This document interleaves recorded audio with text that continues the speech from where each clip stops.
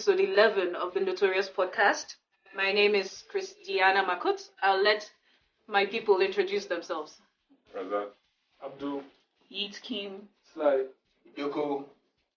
There's a silent one. Please, Uncle. Yeah, and his name is Geek. The guy behind the computer is Geek. Since we're doing first name basis, I'm Christy. And today we're going to be talking about COVID, and also, I'm sure you're expecting this, we're also going to be talking about the recent conversations that have been going on concerning rape. But we'll get to that much later. But I think we should start with what seems to be, I don't even know which is more pressing. I don't think there's one over the other, but we'll start with COVID. That's the reality we have in our hands now. So as at last check, we have 11,516 active cases in Nigeria. We've had 323 deaths, and we have 3,535 cases of people who have recovered and have been discharged. In Plateau State, we have 113. Now, I'm going to be honest enough to say I was surprised at that figure, but that's actually good news. My first question to anyone is, how well do you think, if we're being honest, we have handled this COVID situation? I mean, I still have conversations with people who tell me they don't believe it exists. Mm-hmm. Yeah. Not. Yeah, so I mean, I think I'll just throw the random question. I also think that the 113 figure is just the official figure from people that have been tested. Yes. I strongly believe we have more than that in Plateau State, because you can't say the borders have been closed. There has been movement. Personally, I've sent things to Abuja, so unless they are flying, even if I know that. Yeah, but if they're flying, we'll say okay, they're in the air, so they're not meeting people. But I know that those things have arrived in Abuja, and I know that they were passenger vehicles, and so I know that there's movement back and forth. So we can't say the borders are closed. We can't even say we're doing enough. I have a friend who's coming in from Kano. He asked me if I'm in town. I said, no, I'm on my way to because I can't be honest and tell him I'm in Jos. From Kano, okay. From Kano. And you guys here are even scared. Yeah. Trying to push me away. Then imagine how it feels like telling someone from Kano. Yeah. And that's why I told him I'm on my way to Abuja. And funny enough, he's going to listen to this podcast. So I just casted myself right now. So, but the thing is, I saw a report from a journalist that said, and they interviewed a couple of people in rural areas, and it will shock you to know that, like Abdul said, a lot of people say this COVID is non-existent, or it's just a rich man's sickness, or it's something that the government has concocted so that they can use it to embezzle money. So it's really... I want to even shock you more that it's not even village people. Yeah. I had this conversation with someone on Friday, or was it Saturday? We work in the same office, and he says he doesn't believe there's COVID. He doesn't believe that the numbers are as high as... Even if there is, he doesn't believe that the numbers are as high. He just thinks that we're padding Nigeria, not me. We're padding the numbers so that if there's a relief fund, like from any world organization, we'll also benefit from it. So if we cannot trust government, then that's where the issue arises, because anything the government says, people won't believe it. And so there's it's not just about COVID-19, it's a long session of distrust, But me, I find this really fun thing. I find it funny. It's weird that even the government, at federal level, wants to borrow money because of coronavirus. You are not the only one who has coronavirus. There are countries that are worse hit. I think America, over 100,000 people have died. And you want relief funds from who? Like, everybody has suffered the same thing. And you want relief funds. Why? Then... about the borders being closed or open or not, it's clear for everyone to see. From Old Airport Junction, all those illegal motor parks there, they're dead. The motor parks, the gates are locked, but they're loading outside. So it's like an impression that we're not working, but then we're working. That's how Bear Palo's working. Speaking of which, that's one thing that hasn't changed though, which brings us to lifestyle. Yeah. I mean, are we really seeing any changes? I'll be straight up about it. I left my house with a mask. God knows I didn't put it on my face, but I was alone in the keke I came in, so I didn't feel the need to. And then coming in here, we have to use the mic, so it'll be muffled sounds if I have a mask on. But that brings me to the issue of what can we do to convince people? Because I keep saying this thing. I think the problem is that we have such high cases of recovery that people. I mean, we've seen videos of people in people in the isolation centers. Basically having a ball. Basically having a ball. So the truth is, not everybody, and we keep hearing this, a lot of people are asymptomatic. Some of them will probably never see a hospital. Yeah. You know, that who was saying that? It was you, Idoko. You said, do you know how many people would have had this period and possibly just recovered and didn't even know they ever had it? So maybe that's why we're taking it lightly.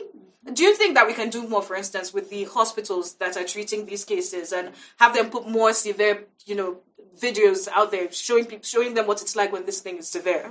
You know, we as a government in Nigeria, or I think Nigerians in general, we like to be secretive about even things that everybody should know. Yeah.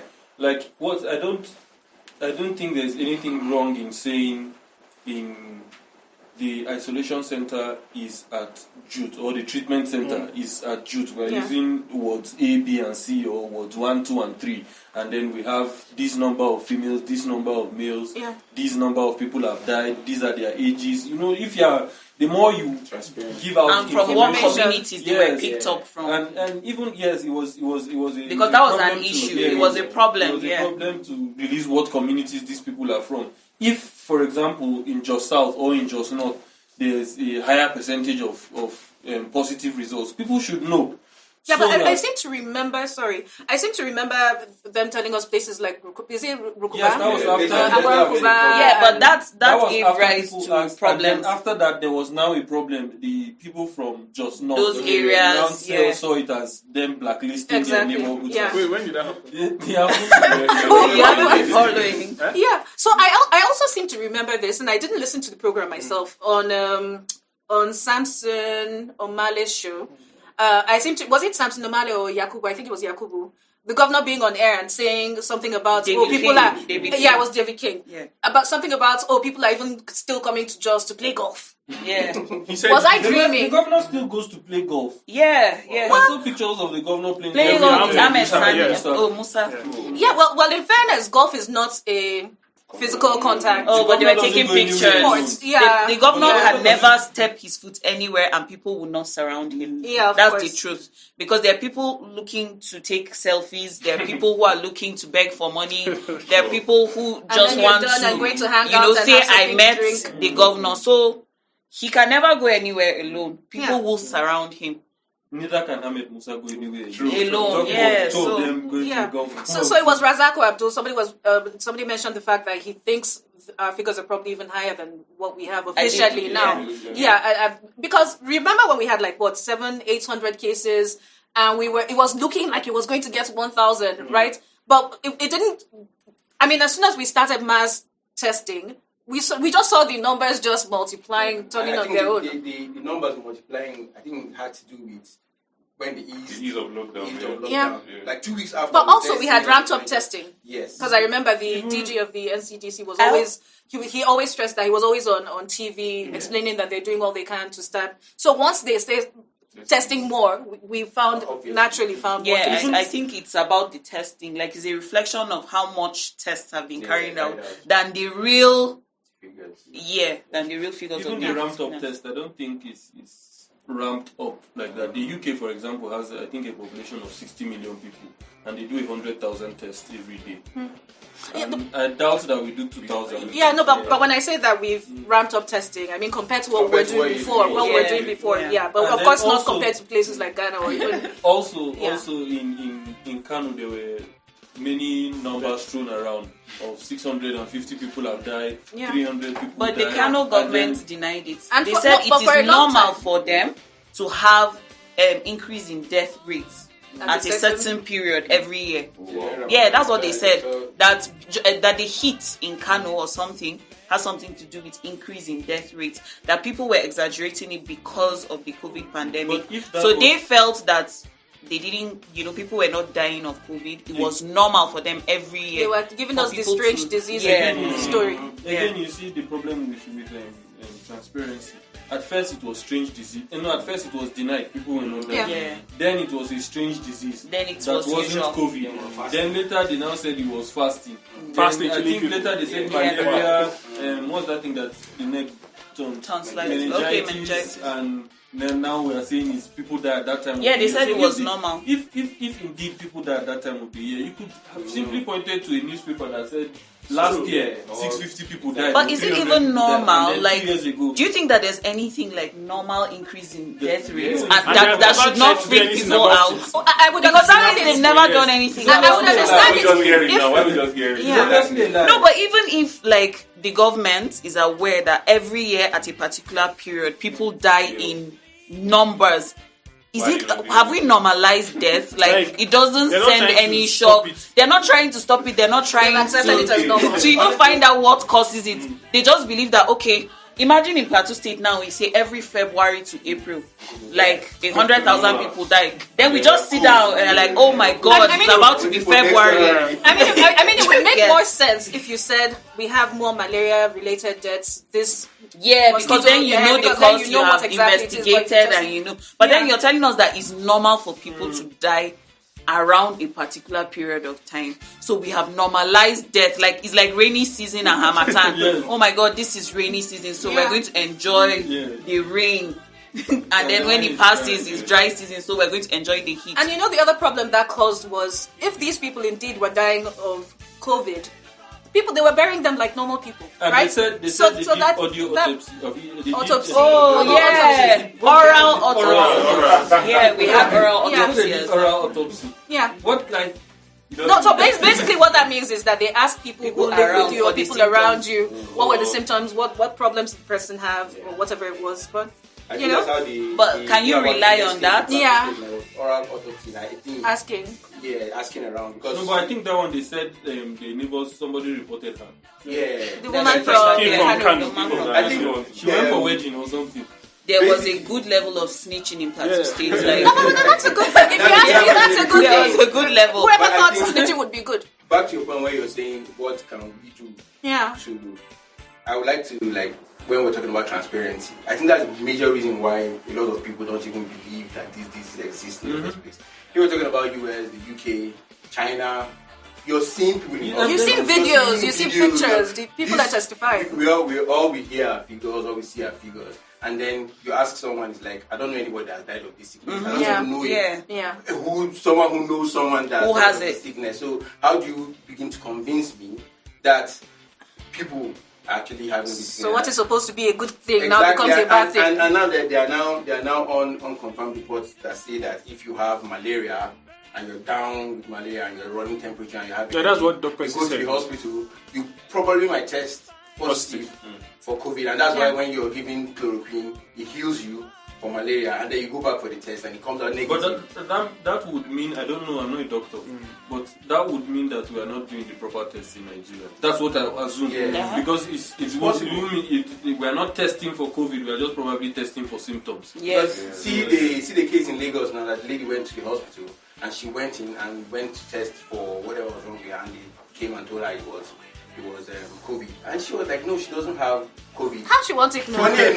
Funny enough, she now knew a doctor that works in the hospital and was telling her that back door, this is what they tell them, that if people just come, they should just test them, and if they have symptoms, they should just record them as COVID-19 patients. And Without testing? no, after testing. Okay. They Even test if you they for test certain you for things. certain So things, once and it they just comes present back, you with- yeah.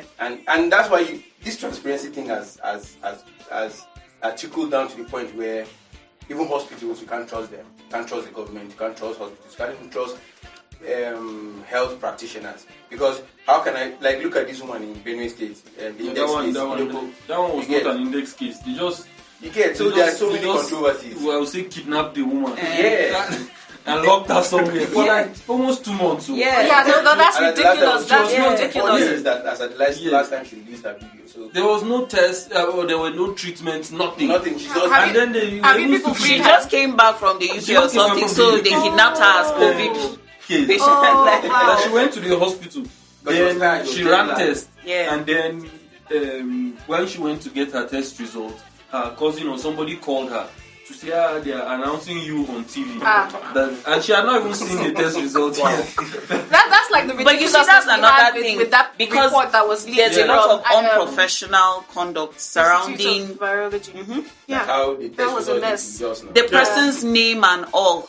God knows if it was me, I would have made a lot of money from the government. Yeah, you would too. That's the truth, because it's clear, the laws back it. You don't disclose somebody's medical, especially with their names. Yes, you can use them as statistics, but that's just numbers.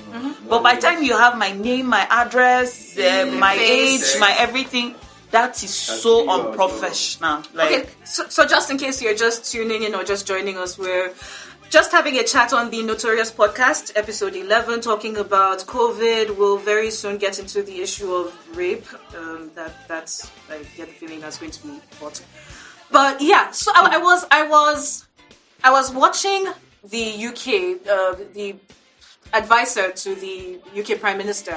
The other day he gave a press briefing because he had taken a trip to go see his family, I think his parents, because his son was sick. The big deal they made out of that thing, man. I was in shock. I was like, what are we doing? Look how seriously people take their lives, right? They're like, you can't be giving us one set of rules and be living by another. I was thinking, if that had happened in Nigeria, what's the best we would have gotten? You wouldn't even know that he traveled. What? Even if you know, what do you want to? You would know, but it's normal. You expect that as a government official, his role in life is to break the law. So when the guy comes, you know it's normal. I mean, look at later. These laws are It's a privilege. I mean, look at that later. For instance, later Bakari's funeral. Yeah. And people are proud. I get passed now. My guy run out for me. You know all this kind of. Oh yeah. Speaking of passes, has anybody managed to get these Plateau State passes? I tried it and I never got a response. Yes. I tried it and I never got a response. And the channel I tried to communicate my grievances with. You already have beef. The guy? No, not really beef. The guy was taking a defensive side. First of all, you have to choose your departure point. And then your destination. Yeah. And there's no low cost in the whole of the thing. There's no rantia. So like the whole of low cost is not there. So no problem, I put down. Then at the end, when you finish, it asks you to copy your like a reference number, and then use it to check when your pass has been approved. Yeah. And it collects your phone number. It collects your phone number. It doesn't collect your email. And I'm like, it's normal that when you fill a form online, you get an auto response. It starts like basic standard of how these things work. You get an auto response like, okay, we've received your request and it will be processed. Maybe in 24 hours, 6 hours, or whatever you should have a response. That wasn't done, no problem. Then the pass was approved. How did I know? Somebody called me. I'm like, hey, how far? Your pass has been approved. Where are you? I said, okay, I live in Locust. And he said, okay, where are you going? Because I was going to buy gas. Where are you going to get the gas? I said, on Domkat Valley. He said, I'm in town and I wanted to interview you. Then I'm like, okay, we can meet maybe at the... Maybe he just wanted to do an interview for how the process works. Okay. I don't know. But it seemed like he told me he works for the COVID something for Plateau State. Yeah. So, I said, well, I made a mistake. I didn't save the reference number, so I don't know how to get back to my pass.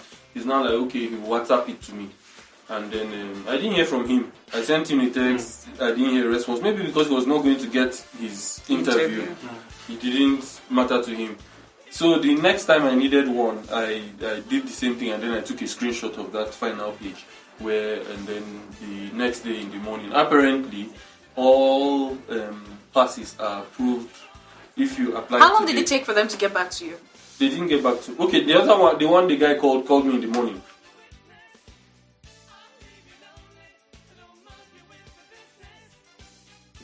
Then apparently what they do is like bulk processing. Yeah. So all the applications today are granted for use tomorrow. Yeah. So you would have to check in the morning.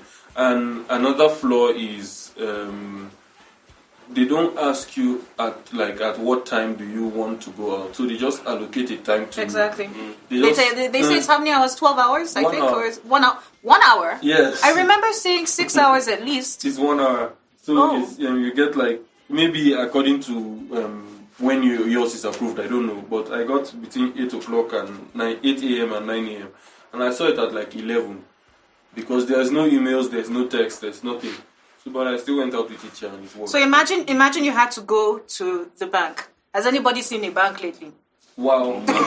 Imagine you had to go to the bank. GTB I mean, how am I is the going market, to do? like, How GTB am I is going to more than 10 do? minutes. How am I going to do that crowd in 1 hour and get it done in 1 hour? Honestly, GTB is worse than Ahmad Bellowe on his Sunday market. I saw that was actually so seeing crazy. 2 days ago. And for me, that's why I see this whole lockdown and. Yes, and it's a flaw. It's not working. It's counterproductive. It's not working. Because you now keep people for how many days, then let them go out. For 4 days. Now go out So in mass. what happens in effect is you go out, contact the disease, And go back home And go and share. give it time to incubate. Yes, and Then go back and share. Yes, and then, Then come back and get admitted or something. Okay, but we have to deal with the reality. I suspect that at some point we were easing the lockdown slowly, right? So, and my suspicion is that some point sooner or later, most likely sooner, we're going to just lift the lockdown altogether. Shout out to the Jerry Doubles. What does so what does that even mean? He said it was What does that supposed to mean? I mean, you think that's a good idea or a bad idea? Just lift lockdown and leave everybody to their foolishness or to their At this wisdom? point, instead of what we're doing, I think instead of what we're doing is the best Because stuff. if from the beginning, if for example from the beginning the whole country had 2 weeks lockdown, Yeah. it would have worked. But for example, they had 2 weeks lockdown in Abuja, Lagos, and I think Ogun State. Yeah. And then people ran to people Jos. ran to Jos. And even in that period, Abuja was not really locked down. So some would go in and out. And you're a big boy, you probably have spy number plates or you Odu have privilege. Exactly. You spray your Odu privilege and you're passing and You you're know, saying, all anything those- for the boys. You have your That's black it. car, tinted car, you just pass, you on for the guys, And you pass. So if indeed from the beginning, if we actually locked down Honestly and strictly. those 2 weeks, because I mean they said after 2 weeks you either die or you are healed. I mean. So if in those 2 weeks we lost the people we're going to lose. And then- Can you imagine? it's better Say than it like sacrifice. it's better than what we are in now. But at the point where we are at now, it's just better for us to just yes. everybody At this straight point, into it's All of a the reality. fitness, yeah. Let the best there's immune already a system lot of win. message for people to keep Because- social distance, wear a because- face mask, wash your hands. Which brings me to my next question. I think Let's I'll go ask everyone. On a scale of 1 to 10, how well do you think the average person, and I'm not talking about the person in the village, I'm not talking about how well do you think the average person in Plateau State has handled this thing so far? If we're being real. I'll say 3 because even me said. Oh. and the question again comes back to why. You know, it comes back to why. Because if we've all agreed that very soon they're going to lift this lockdown altogether, it means what does it mean? What does it mean? It means that they're going to just leave us to our fate. Yeah. All man for himself, you know. Let the God for best all of immune us. system May the best immune system win. I don't know. Do you see us handling that well when we're talking about it? I mean, I think even our culture is working against us. Think about it. When people die, this Geswa culture. Yeah. You know, for me, that's one of like the scariest things. Yes, even our culture is working against us, but learning should never end. Yeah. And the truth is just we don't have enough information, and we are not doing enough. We are just copying what people are doing elsewhere. Yeah. So other countries lock down, Knee-jerk. and that's the one that cost the government the least. So I mean, in South Korea they use technology, and they said that one in Nigeria we cannot use. But it. Kogi is using an app as well. You have to go there. No, I'm serious. Yayabelo has been using You have to an go app, there. and until I think last week So was what when was they the found app? their first case, Yes. and it was thanks What's to the the app? app. Ruffee should tell us more about What's the name No, of but the is app? it? But what does the app The even do? COVID I think app. when I asked around, apparently Nobody people are knows. supposed to. I don't understand. I'm supposed to go on the app and say I have COVID. How does it work? You know, you're from Kogi, you have inside information. You know the ICT space in Kogi is different. Yeah. Oh boy, Yes. it's like a do. Yes. Yeah. That's the privilege. Exactly. When they say app, just forget about it. That's what they use. They're not 5G, that's 10G. Oh, shoot. Okay. So yeah, it's still the Northorious Podcast. Still just having a chat with Idoko, Razaq, Abdul, Yitkyim, Sly, and Geek is not talking, but he's there. He's doing things. He's doing things. Yes. So, do you think it's safe for us to move on unless there's any? We can't finish this topic today. Okay. But there's COVID related in Germany now. The football is back. Yeah. But the stadiums are empty. The players have to sit, or those on the bench have to sit spaced out. But they go on to the pitch and they tackle each other. Yeah. Touch each other. Yeah. So Which makes no sense. What are we doing? Yeah, because that's another thing we didn't talk about. Businesses are losing money. Yeah, That's something else we haven't spoken about. Businesses. Everybody is losing in 10 money. years' time. Everybody is In 10 years' time, They'll talk they will about still it. be measuring the economic impact of this thing. Yeah. Because it has never happened in the world that in the whole world is suffering from one thing. Yeah. And it's like... Oh, it has though. We've had in the past. We've had Spanish flu. We've had cases. No, but we're not airlines. It's just that it's just that time they didn't have the ICT we have now. They don't have the internet. Yeah, but it was pretty bad. Last time across something like this sectors. happened was 2008. Global economic crisis. Okay. But some sectors survive. Yeah. Some sectors survive. The financial crisis. Yeah. And then countries that are not so how do I put it? Countries that are not so plugged into or interconnected with the rest of the world don't do so much international business. Like Nigeria, for example. It didn't do us really bad. Yeah. Maybe with our currency lost value and stuff like that. But you can easily recover from. Yes. That's the same delay that we had with COVID coming into Africa. We don't travel that much. We are not interwoven with the rest of the world. I mean, Europe. Yeah, in Europe you just take a train and you Train, pass you through drive, many countries. yeah. Yeah. You drive into every territory. Yeah, you understand? So it's nobody can measure the impact of. So you probably do aviation in Africa, agriculture in Africa. Yeah, for then each sector. Aviation in Europe, agriculture in Europe, hospitality in Europe, and then you do in different sectors. Because think of even mama that sells pepper. Of course. When she buys her pepper now, if she doesn't sell in Plateau State, if she don't sell it on Thursday, Friday, Saturday, and Sunday, It's over. what will happen? She'll have to preserve. She'll have to preserve. No, she'll have to use use fresh it. pepper again. Yeah, of course it won't. Yeah, of course it won't. But on the flip side, and those mamas that sell mangoes at this time of the year, it's their boom period. And, I think now we're done what do you with do? Convic one night. We should move on. No, hang on, but just before we close it. School owners. The schools have been shut since March, at the end of March. But we're still paying school fees. Let's not go there. That's for tech schools. Let's not go there. That's a topic we're not going to finish. Let's not go there. No, but since you have kids, how's that coming along for you? Oh my God. I don't think we're going to finish this because if I just start lamenting, I'm sure for those of you who follow me on Twitter, on a daily basis, I'm ranting about something that has happened. I have to give a shout out to your son.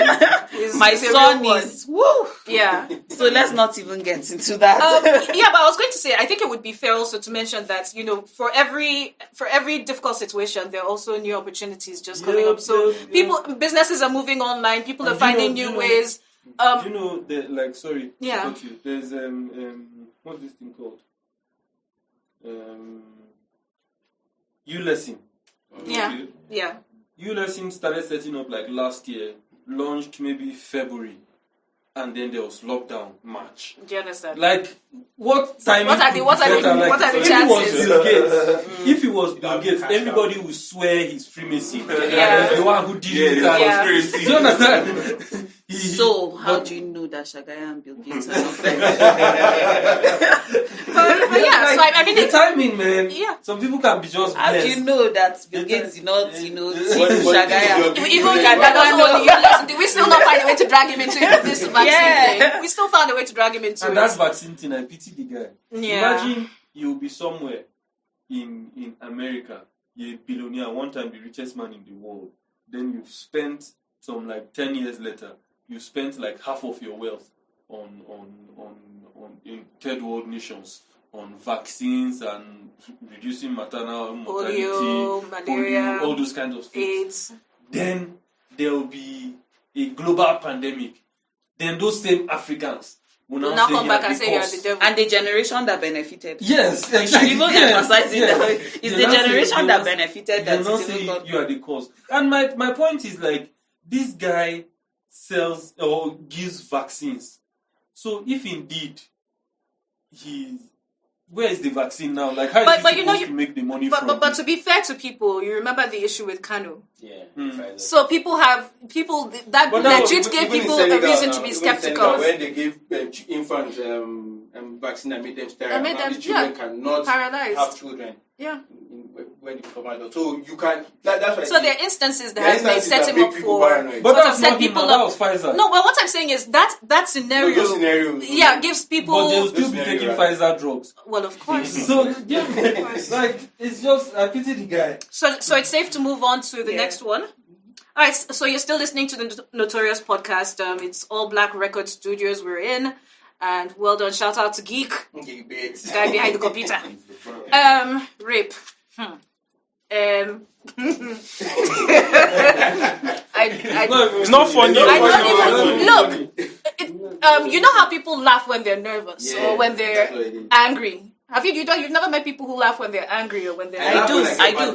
Yeah. No, I laugh when I'm angry. Yeah. Like that's a level of anger that has passed crying and shouting. The next level is laughter. Yes, you have to laugh first before you start calm down. processing the emotion. Like I laugh. You have to laugh it out first. So I'll start with the good news. The court in Zaria sentenced a certain Shehu Usman Bashir. I think this was yesterday. Was it yesterday? When was it? The news broke yesterday, though. Okay, so it was a high court in Zaria. 4 years. Yeah, apparently this case started in 2015. I think in March 2015. So we're assuming, all things being equal, that it was probably thoroughly investigated, and which for me is very impressive. He got a sentence of death by hanging. Yeah. Of course, it's a high court, so there's a possibility that he will appeal. But the fact that we even got a judgment in the first place, for me, I think is yes. And in the north. This guy too got some sentence. I don't remember that guy that kidnapped Ese Ururu or something. Okay, yeah, that's the one. Some guy that kidnapped one girl in Edo State. I heard about the Ese story.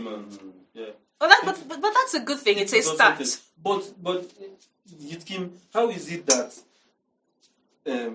for example, I get accused of being an armed robber and it takes like 10 years to secure a conviction. And sometimes, if I'm a politician, you can say, okay, he's bribing his way to delay judgment and all that. Sometimes these guys are the average Nigerian or below average Nigerian, and the case will just drag like forever. Why? What is... Have you gone to a Nigerian court? No. I remember a journalist that was telling me she used to watch Suits. And she decided that they were going to cover stories on court cases, and so she begged for that because she wanted to be that journalist like in Suits and all. And she was like, her first day in court that she even slept off, and then she had to like wake up and she's like, she had to start pretending. Now our courts are very slow. Then there's also the fact that we don't use any technology, so the judge is writing everything that you're saying. So this person, so Sly would talk, and then the judge would be like, no, you have to repeat that again. I need to get what you're saying, counsel. And so she would write. But and then the next person, what are those people called? Our laws have not been reformed to, take on this new... But if new technology and all, because now normally you should have a recorder for all those things. Now you can amend the law that will give him pension and speedily they will pass it because that's the legislature you're talking about. Like the legislators are politicians, so of course it is expected that they're going to do things that will benefit them, and then the real issues, the real things that are affecting the judge society. Yes. the judge Then writes she asked you to longhand. rewind what you said again. Of course, you should attend a session, because when people are just going, oh, Nigeria, the judges are corrupt, I feel really sorry for these judges. Yes, maybe there are corrupt ones. But what are they called? But the truth Rapporteurs, is, the people who, write down at meetings and stuff, people who take notes, they're called rapporteurs. but the judge has to record it herself to be sure that nobody's the manipulating. detail, yeah. Do you Which get? is So weird. it's just really crazy. The She can't laws get, like, are an audio old. recording of it. If you want to fight for street hawking, for example, in Plateau State, before I think it was Lalong that domesticated the Child Rights Act.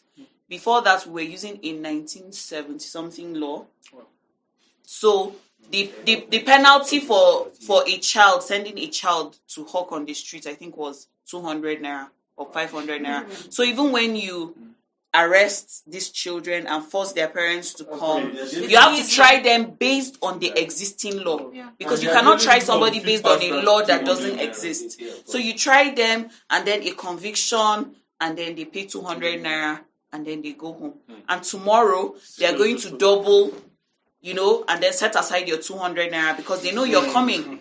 So they'll set aside your 200 naira. It means nothing. In 1970 something, 200 naira was big money and would scare someone. But now 200 naira is something you spend without noticing that you've taken it out of your account. So we have things like that. And having a governor who is a lawyer, like our expectation was that he's going to push for, legal reforms and all. Lagos State is ahead of Nigeria. Because it's the country. If it comes to how up to date their laws are. And Fashola and the governors before him, they took legal reforms seriously. And then these laws that are from colonial times and immediately after colonial era, they've been brought to modern times and to I think the our vice standards. president, also a lawyer, was part of Yes, the reform exactly. there. So, but for other states, especially the northern states, from maybe the Niger bridge and all down, they don't see anything wrong with the laws because it's a system that benefits them. Yeah. So you can't fight against the system that benefits you. It's normal, it's the normal way people think. If I'm benefiting from corruption, I'll try to make sure that thing stays because that's where I'm earning for, that's where I'm benefiting from. And that's the real issue. So bringing it back to rape, though, some people would say maybe part of the problem is that we don't have enough women in parliaments. That it could hold some. It could hold some water. But I'm saying the ones that we do have, and then it brings. I'd like to come from a point of. Not a point of helplessness. What can I do? I can't control what the next person does. What can I do? So I ask myself sometimes, what is our advocacy culture like? Especially Plateau State. So I know they had a march, I think in Abuja, was it today or yesterday? Yes, over this rape issue. But the question is, as Nigerians generally, but then particularly as Plateau State, what do we want and how can we get it? I think that's the question. How would you rate our advocacy, ability when it comes to raising issues, whether or not it's rape? But today, of course, we're talking about rape. Just as I said, first we need to advocate for legal reforms. The laws are old. The laws hold no appeal anymore. They're not stopping people from getting involved in sexual assault and sexual violence. So we need to start from there. But seeing as that would take a long time and we need to do a lot of convincing, of our various representatives in the House of Assembly, the immediate advocacy, which is what I and some other people work on, is to discuss these issues, create a consciousness around these issues, especially when it comes to discussing sex and calling sexual organs by their names at homes, in churches, in schools. Because if we keep treating sex as something that shouldn't be, discussed and something that should be kept in secret, then we bring up children that are even afraid to tell us that they have been molested, where we bring up children that cannot even refer to their sexual organ. Personally, I don't trust an adult that cannot say penis. I don't trust an adult that cannot say vagina, because at this age, we're not trying to keep these things in the closet. We're trying to have honest conversations honest conversations. And then as much as possible, we should, conscientize our children to know when a touch is affectionate and when it is sexual. Mm-hmm. And you have uncles or aunties in the environment that you allow your children to go to, and they're saying, oh, you're my wife, you're my husband, and they're saying it in front of the mother, and the child can see that the mother is okay with them calling, and then next thing they know that, okay, wife and husband, they go to the bedroom, and then he carries your child to the bedroom, and these things. And so these are the things that we've come to live with and we think are normal, but they're not. Children should be aware that sexual violence is a real thing, and so that they can shout, so that they can talk, they can tell you when they're uncomfortable around a certain uncle, and we must learn to believe them. If we start with our children, then by the time they are our age, there's more awareness surrounding the issues.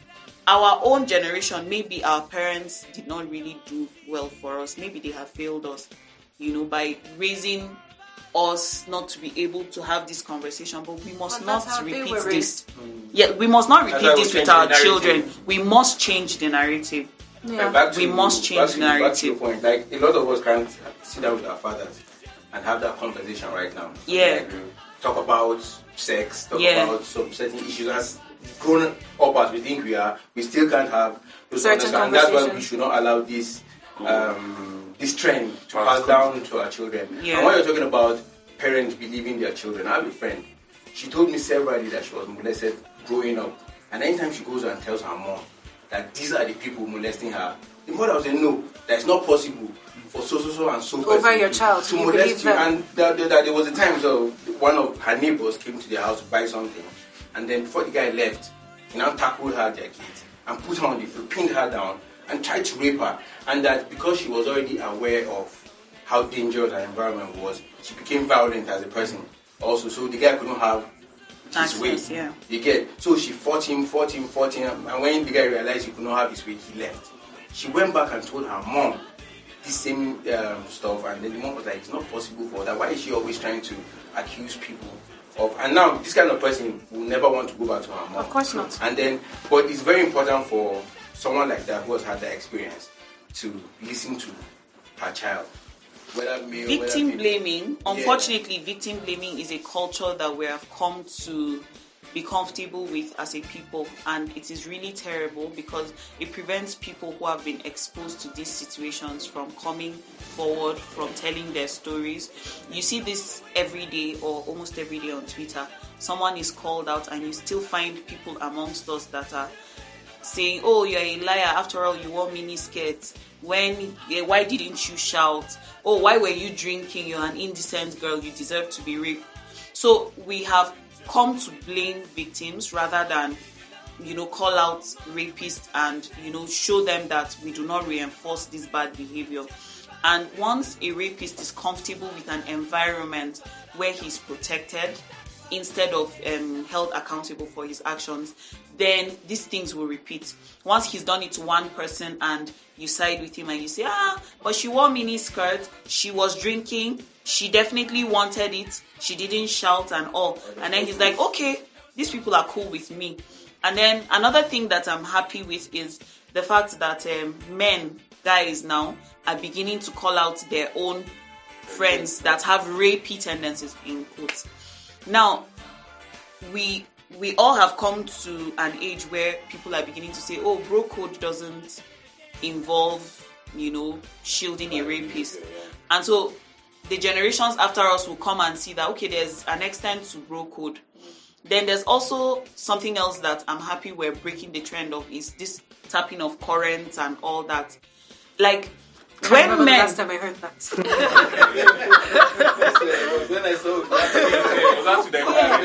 So, you see, like, it's okay at a party you try to go to a girl who is clearly, intoxicated or she's tipsy and all, and then you grab her, you grope her breast and her buttocks and all that, and it's cool. Your friends are hailing you as sharp guy. you have identified a target and you have secured your goal. Yeah, like we're objectifying women now. We're objectifying women, and it has lingered for so long that we have started objectifying children too. Because I don't know why you're raping a 2-year-old.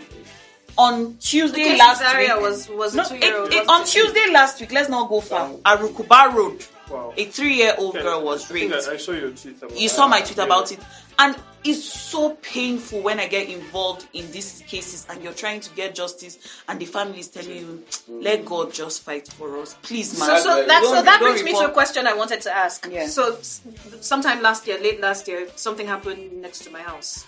There's a compound. You know how people live in compounds. Yeah. So the landlord's son apparently teaches, the neighbors, the guy who owns the shop outside the house, teaches his children sometimes, helps them with their assignments or whatever it is.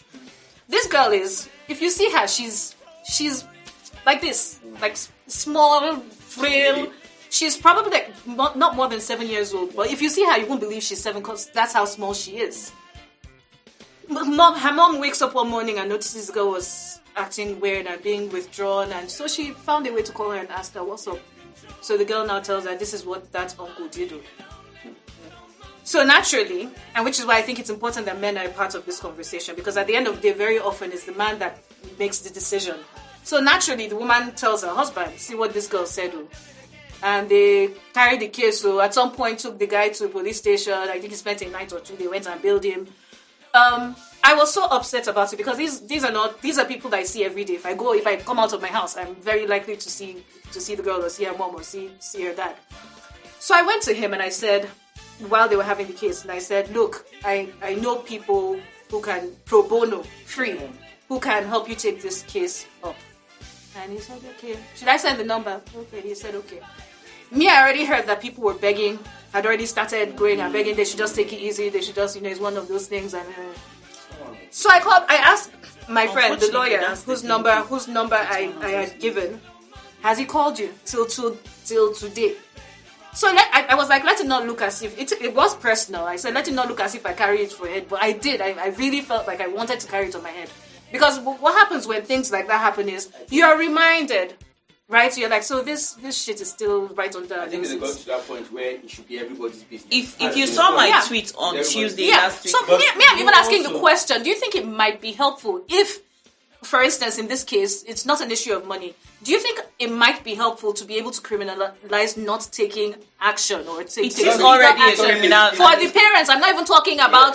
I'm talking about the child's parents. The crime now is against the state. It's against the state because we were working on the same rape case in Benue State, because there was a time we were doing the human rights campaign, and we narrowed it down to rape cases.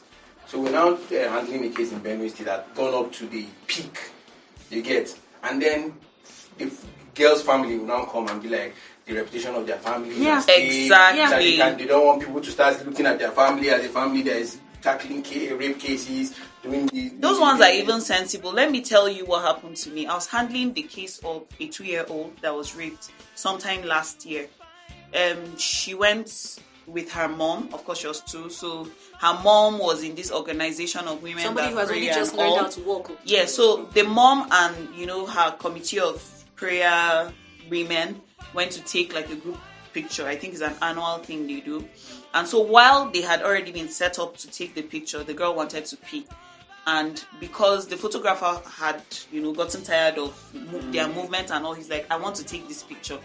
So the mom asked the photographer, can any of your staff just take her to the toilet? And so he calls one of the boys. He's a 2-year-old. You don't expect that a 2-year-old will get raped. Like, are we going to get to that level where if you greet my daughter, I should be worried? Do you get? So he calls one of his assistants and he says, please take her out to pee. And then the girl comes back with sweets, chewing gum and all. Oh boy. She had been silenced with those things. She had been raped.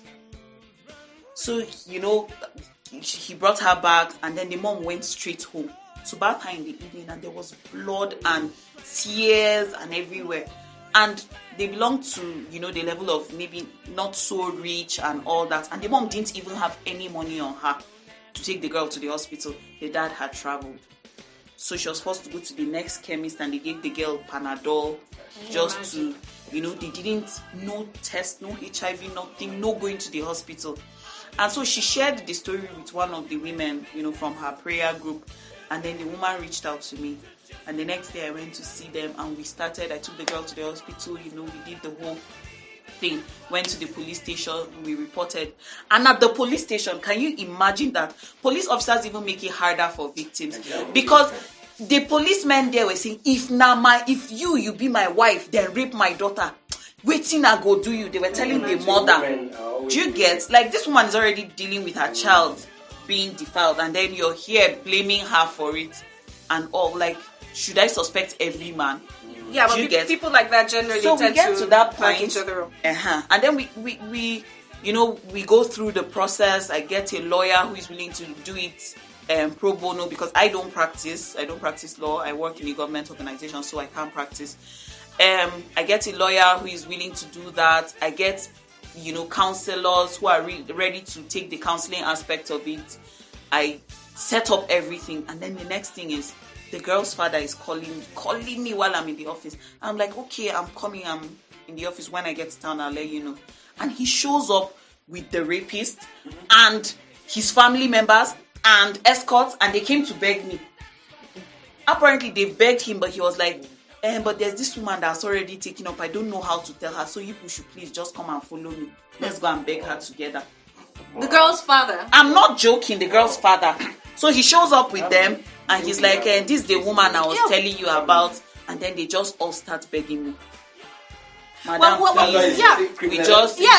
is why I was asking. It is already a criminal. It is already a criminal action. But when you have a Nigerian police force that is blaming the victim for their rape, how do you want them to go ahead with a case like that?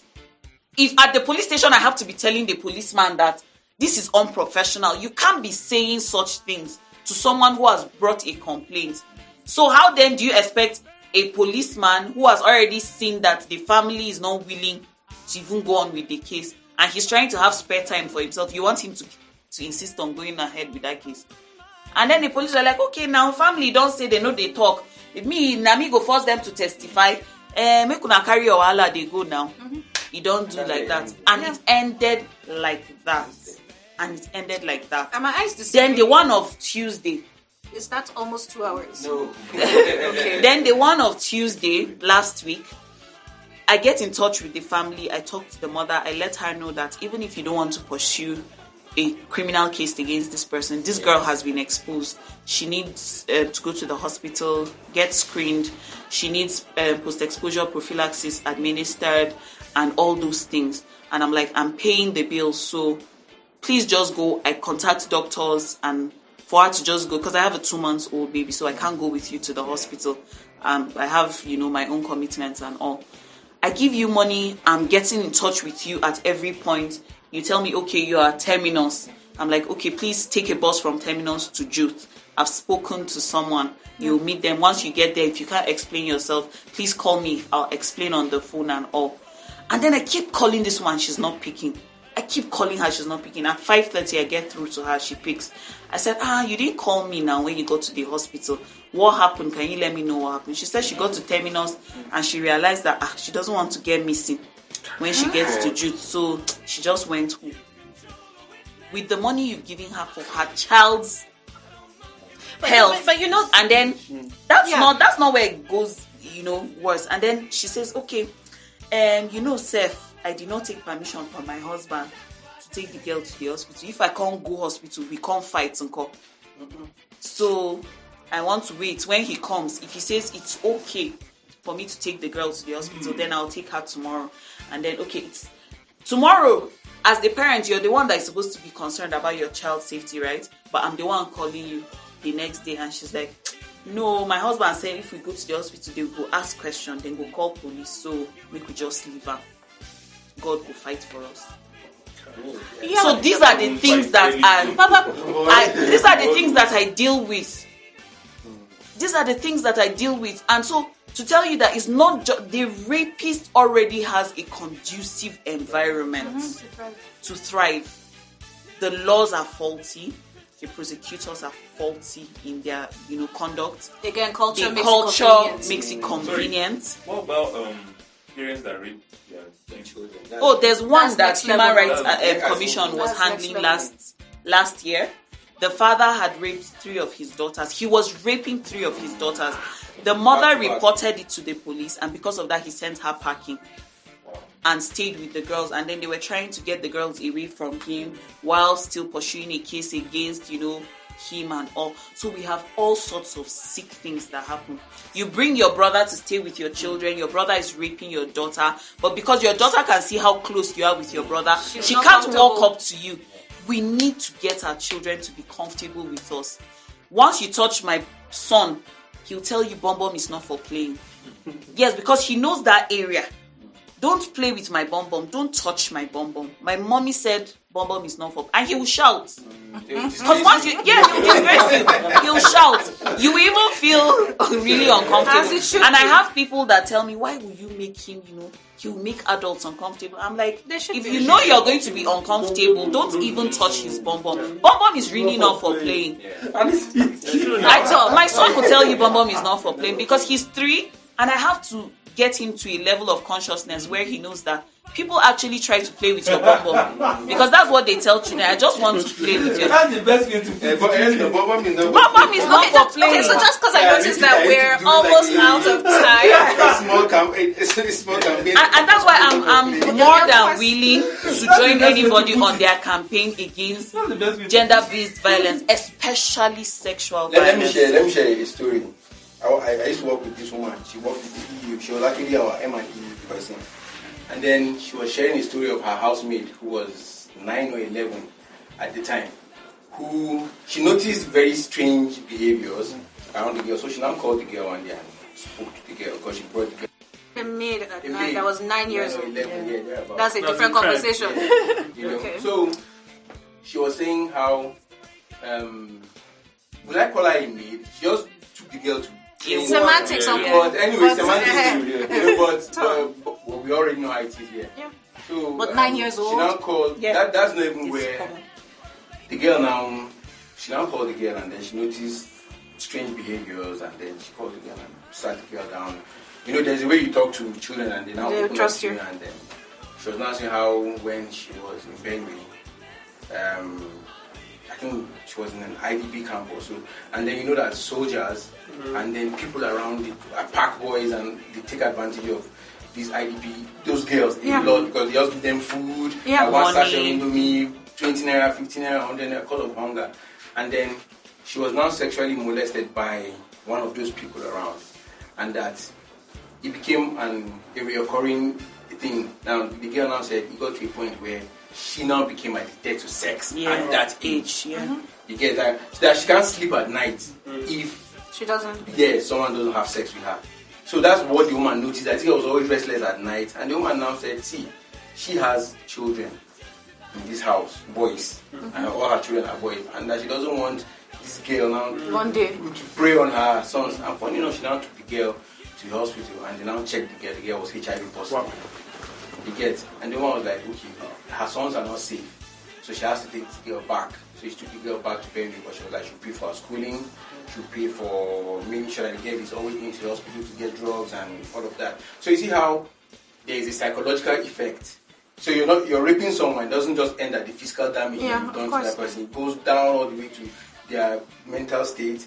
How do you explain how a child at 9 or 11 is already addicted to sex? She can't sleep if she doesn't have sex. Then she now has to battle the rest of her life with a disease that has absolutely no cure. Yeah. You get. So and I heard there's something called, I think that's what it's called, hypersexuality. Hypersexuality. That's what happened to her. Then there are people who become then it's like two extremes who abuse them. Yeah. I also have a friend who told me that the first Stockholm syndrome. Exactly, that's what it's called. Stockholm syndrome. That her first boyfriend raped her and then she became obsessed. You get, and that she couldn't just stop being with the guy anymore. So it happens to people. Which is why people ask you questions like, "Oh, you didn't enjoy it." Yeah, exactly. Like I honestly, it has got to that point where we as men need to understand. Do better. Yeah, we have sisters, we have mothers, and we are going to have daughters. You get, and then if we can do this to other people's children, you get, let's begin to imagine what it would be like for your sister to come home, or your wife, or your mother, and tell you that you're raped. It's something you can't just heal from.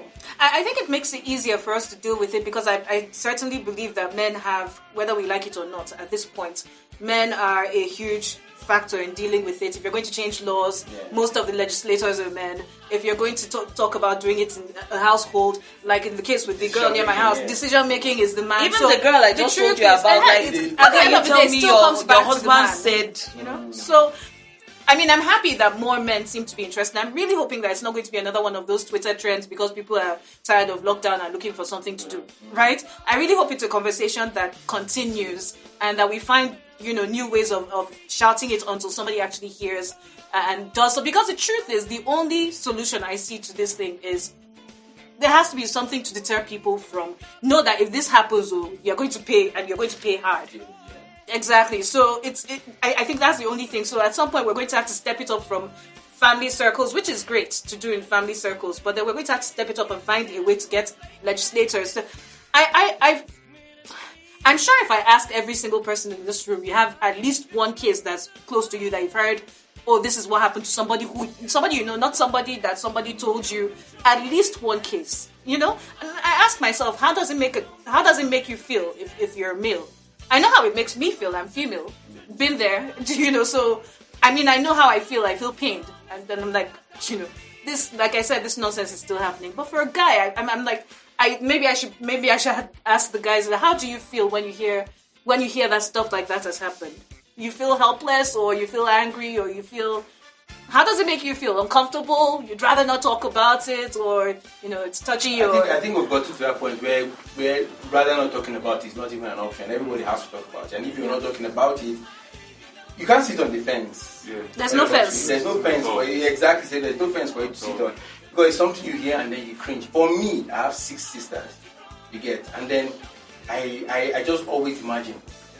But I honestly speaking, if my sisters or any of my sisters comes home and tells me that someone did something untoward towards her, I know how I'm going to react. Yeah. I know what I'm capable of doing. So I would just imagine that someone else's family is coming at me that way. You get. So I think it's time for people to have that consciousness. Like you said, if these laws are not amended, if people don't feel like if I do something, I'm protected. You get, and if we as guys can say, okay, see, guy, me and your guy, but if you do this thing, I will cast you. But where do we start from? Yeah, I think that's the real question at the end of the day. Yeah, like massive sensitization is just the and there should be capital punishment. I was telling you when I came in, like I see a lot of very young, promising guys around my neighborhood. Some of them like football, some of them like to sing and they move around. I was going to my house one evening and then I heard some boys walking down and they were now talking about how they are unabashed about their bad boy ways. You get, and then I'm like, if these guys are comfortable saying these things, you get, they'll be comfortable objectifying women. They'll be comfortable doing things that are rather unimaginable. Why shouldn't we let's bring these guys together? Let's create a platform for them and then we'll sit down and talk to them. There's a place reward people who exactly. Consciously. There's a place where they go to play football and you go there, you find like 30, 40, 50 of them. So we're like, okay, one morning we can take a whole weekend, maybe Thursday, Friday, Saturday, you get, and like sit down with these people. It's not something that we can end in 1 year. You know, it's the gradual process. 10 years. You know, when I was growing up in the opposite Hillcrest, there's one house that is now Plateau United. Yeah. We used to go for Bible study there. It was called Awana. Yeah. So we had like high-vis vest, and they would give you badges. Like we had booklets of memory verses you had to learn. Then when you finish the memory verse, it was like lessons. Yeah. You explain it, so your teacher can just tell you what is John 3:16. What is this? So you had to know it, and then what did you learn today? And then we finish all these things in like 20 minutes. And then you spend the remaining 1 hour, 40 minutes playing. Yeah. And then there are lessons, or sometimes they play a movie from you. This man is a bad man, or don't do this, don't do that. And you know those kind of things. But now everybody's children stay at home. Yeah. From school is left for Yitkyim and her son and her daughter. And then tomorrow again back to school. After that, they have cousins or family friends that you go and take them to. And there's no We have community. to make a conscious effort. But the other thing about this is it's happening people. everywhere. It's happening in the church, it's happening in the house, it's happening That's in why the school. conversation should be everywhere. As happening in I said hospitals. earlier, Yeah. sex education should be at home, in school, in church, and everywhere else. I mean, God forgive me, And but because everywhere pastors else. are also on this table. Everybody now. That's what I'm saying. And everywhere Pastors are on else. this table. Because I have Muslim friends that told me when they go for Islamia, the Malam will bring out his pennies and everybody will put their mouth for some minutes and then the next one will take over. Like, these are people that I know. They told me their stories in confidence. Do you get? So it means that, and they can't go back home and tell their parents because that's where they're supposed to be learning morals. That's where they're supposed to be learning morals. So if they tell their parents they are not going for Islamia, you understand? Because they think they just don't want to go for Islamia to learn the word of God. They don't know that there's something else. So if your child expresses concern about a certain situation, please pay attention. Try to find out what exactly. Have a conversation. What exactly is happening? Why don't you want to go? But don't even assume. Because the first assumption is if I don't want to go for Sunday school is because I'm the devil's child. I don't want to learn the word of God. Sit them down and listen. Why don't you want to go? Why do you There's no way we're rounding up this conversation without talking about popular people who have been dragged into this thing. Is it when we were growing up, like when we were kids? Yeah. I want to understand the trend. Was rape this? Yes, it was. Probably. Was it? No, it's not probably. Yes, The it was. Angwa I was staying. Yes, it was. Was it It's just that people were not reporting. It's just that people were not reporting. I was born in Dogonduse, in a government quarters. This upstairs building that you have. So of course we had neighbors, then settlers and people who were like villagers from those places that had not been displaced by the constructions and all. And I remember one time, one of the girls, they found out one of the boys in the area was sexually assaulting her, and it's like she had become addicted to sneaking out of her house to go there, and the parents were monitoring her. I can't remember exactly what happened, but I remember her dragging me into the whole mix and my parents panicking because they thought that I had also been molested as well. And on account of that, we packed from that area. Like, my father doesn't take those things, even insinuation of those things, as a joke. It doesn't mean that we sit down and have sexual conversations with my father. Do you understand? But you know your father. But if he hears those kind of things, even within the environment, you are moving. Do you understand? Because I remember her saying, she told her parents that I escorted her. That it was me and her that went there, and truthfully I was not even there, so I didn't even know. And then they dragged me as witness, and I cried my life out because she was insisting, and I know I didn't go anywhere with her. And my father was like, okay, so I've been following her to those places. Do you understand? And on account of that, my dad was like, no, we're changing location. We've never sat down to discuss that, but now that I'm older, I now understand why my dad panicked at that story the way he did. Do you get?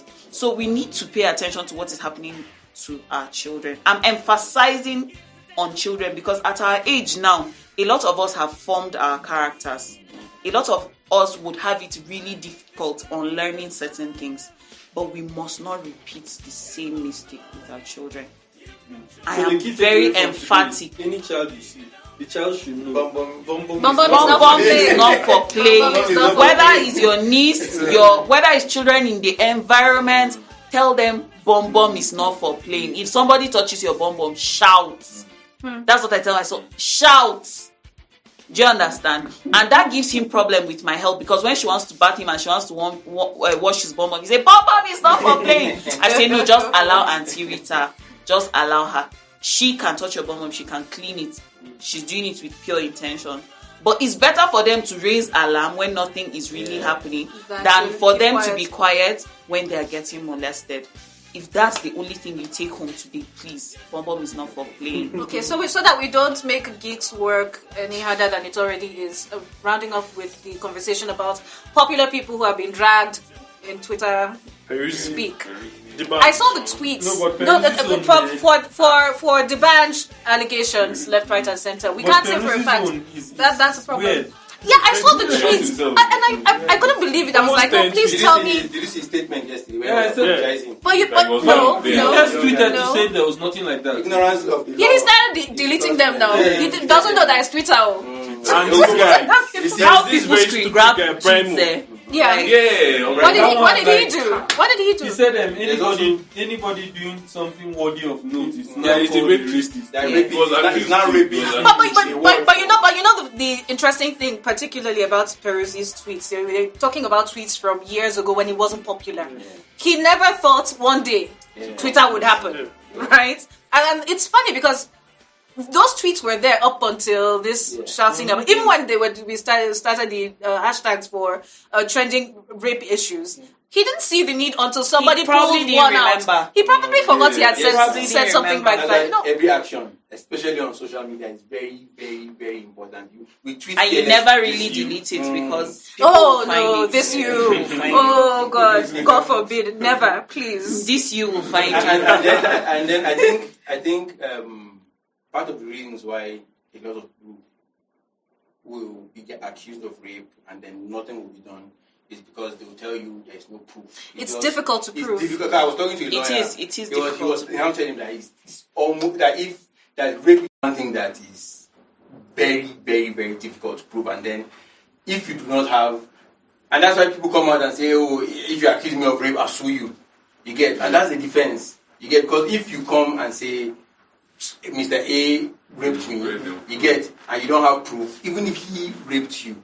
And that's where I would like to, let's get clarity on that. Because we've seen cases where people are saying, okay, this person was accused of rape, and then people are now coming and saying, oh, we're sorry, it wasn't you. How do people, can someone get sued for defaming someone's character? Of course.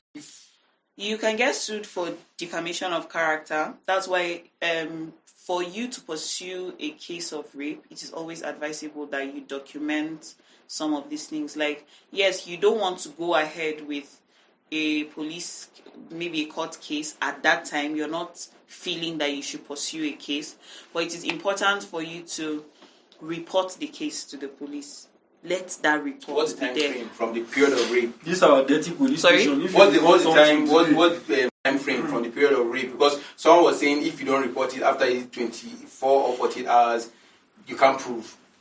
Because you would have bath. Yeah. And so any semen or hair from the person that can be matched and all those things would have been But can we do those things in washed Nigeria? up. If That's you like that lady that was- if you truly want to pursue a case of rape, you must take every step right. That lady that was- You would report to the police Yeah. when it happens. The police may accompany you to a government hospital. That's what the law says. So not even a private hospital. A government hospital. You go to a government hospital. You get examined because it is a rape now. The doctor is documenting, what he has observed. Because the police report is evidence for you. The the report from medical report is evidence for you. Also, the accounts of people who saw you after it happened or saw you around the time it happened, people who can place you with that person at a particular time frame, all those things will come into account because witness statements and all that. So if you know that you intend to pursue a case, but for me now, because I see how people don't even want court cases, I just tell them, please make sure that your health, go to a hospital, and then make sure that psychologically you're taking care of yourself. But those things come in handy even if you don't. That's those reports. Yeah, they come in later. handy even if you don't, because if you call the person out later and they want to, you have evidence. Do you understand? Semen was, bruising and all that. And then it is expected that, okay, when it happens, the police should pick the person up and get samples from him. Yeah, too much. Do you understand? If there's some hair residue or what, thank God for technology. It's getting better now. And I believe that eventually we'll amend our Evidence Act to accommodate all these things. And then we'll be able to carry out maybe a DNA test and all that. And it will place the person at that time. And even if in a civil suit, defamation is not easy to prove. So all that, I'll sue you. Me, that's why I challenge people on Twitter. If I put out something, I've done my findings, I know that I'm correct, please sue me. In fact, I'm the one giving you the Permission. leeway. Please sue me. So if let's assume that a case happened past 24, 48 hours, and then you've showered, you don't have a police report, you have a medical report, it's just your word against somebody. Person. Do you still think people should come out to speak at the expense of being sued? Yes, they should. They should come out and speak their truth, because in the end, it's your word against my own. So even if you sue me, like, there's no guarantee that you're going to win the case. Yeah. Suing me is no threat. Like, let's go and battle it in court. Yeah. You get so you two have a lot to prove when you sue me. Because a lot of guys are banking on there's no evidence. So if you come at me, I'll come at you. The rapist, which is why people also need to know what to do as soon as they hear that something like that has happened. So and that's why I actually say, like, we need enough platforms talking about what people should do immediately after rape occurs. And then I also think that we should have one whole session for consent. We need to teach people what consent is. I have a friend that called me sometime back. He was in Abuja, and the way he sounded, like, okay, maybe he was with a girl and he wasn't quite sure how to proceed based on the situation. And I told him, if you have any doubts, don't go on. If you have any doubts, and that's what I tell all men, and maybe that's what you should tell all your friends too. When in doubt, please don't have sex with her. When in doubt, because first it has to be affirmative. She should say yes with her mouth, and then her actions indicate. If she's saying yes and you're getting vibes from her body that it's a no, please stop. If she's saying no and you're getting a vibe from her body that it's yes, please she's already said stop. No. Do you understand? She might be saying because she's scared that you might. Because there's coercion to get the yes. She's probably feeling that she's in danger or what.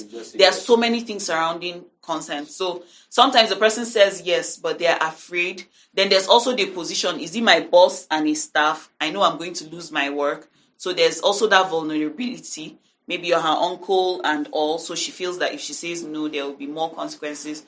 Once you're in doubt, please don't proceed. Don't have sex with her, because it will be rape. I also think people make the mistake of thinking that because she was wet, she wanted it, or she wanted to have sex. No. A woman being wet is just a normal biological way of the body saying, protecting her. Because if there's penetration and you're not ready for it and you're dry, chances are you're going to get bruises, you're going to get cuts. So it's just your body's natural way of responding to that activity. Something is invading, and I know I need to protect your vagina. It's really just that. So people telling me, oh, but she was wet, she must have liked it.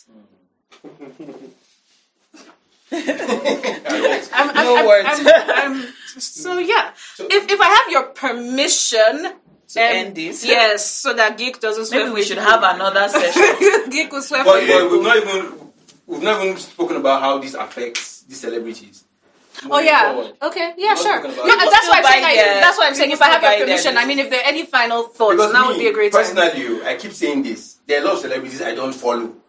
You get, if I have to publish their songs, if I have to do other things personally for them, maybe they paid for it, I'll do it as business. But me, if you talk nonsense, I'll unfollow you, I'll block you. If I probably have your music, I will delete it from my phone. Another thing that we should do as a society. That's what I'm saying. I'm saying it. I'm just saying. I still listen to R. Kelly. What I'm saying is, if they understand the gravity of what they're doing. I mean, I'm not going to pay a ticket for your concert. That's what I'm saying. I'm just listing a couple of things you can do. You can stop patronizing businesses. Even if they are apologists. I was saying something about one of these plateau artists that has been shouting on Facebook that if she wears revealing clothes, that means she has raped the man before he rapes her. I don't know if somebody saw that post. I was really offended yesterday. I don't want to call his name because we're recording, but I'll tell you people after. I don't want to, carry out a smear campaign about people, but I feel that even if you don't know, you should be teachable. You should be teachable. Now, what I do is I unfollow you, I block you. Only God knows how many people I've blocked since the Fato Imbo issue. I unfollow, I block, I don't patronize your business. Yes, maybe it's just 2 naira I'm taking away from your business, but for me, that gives me joy. That it's not my money that you're getting. Mm-hmm. So if society begins to, if you see your friend talking to somebody that you know is a rapist, and you call her, I will tell her in front of you, Seth. I'll say, you're moving around with these rapists. Because, as in we need to learn to make them very uncomfortable. So that they'll know that these things have consequences. If you know that I'm going to see you in terminus and shall see that rapist, stay away from him. You're probably not doing it. Maybe I'm a troublemaker, but that's how I am. Anybody that knows me knows that you just beat me last, but I will still say, of course, but it's necessary. Create an unconducive environment for rapists and rape apologists. But we should also be hard on people who falsely they are the only ones worse than rape. We should also be hard on people who if it's proven that it's a false accusation, we should be just as hard on people who falsely accuse people of rape. Because you're making it because you're spoiling it for people who have real cases. One time like that. Yeah. You get and you know that this is a period people are talking about rape. And if you accuse me, it's going to draw attention. Then you can just so we make it uncomfortable for rapists, rape apologists, and people who falsely accuse others of rape. Yeah. Any other thoughts? If you say other thoughts, you can go on for years. So I'll just say that maybe another session we should discuss maybe consent and go into details of some of these things. Okay. It would be nice because I feel a lot of people don't know what consent is, and some are confused about it. All right, so you've been listening to episode 11 of the Nothorious Podcast here in All Black Record Studios. Say thank you to everyone: Idoko, Razaq, Abdul, Yitkyim, Sly, and the Geek. Well done. Shout out to I am Krissy. It's been really nice talking with everyone. Thank you for well. You guys are not nice. You had guests and then you now made the person host. That's why. Can you imagine? That's why it's Nothorious Podcast. Just let things. But it's been fun. And stay safe. We need you guys. Stay clean. Yeah. And wash your hands. Yeah. Yeah. So have a great day. No time.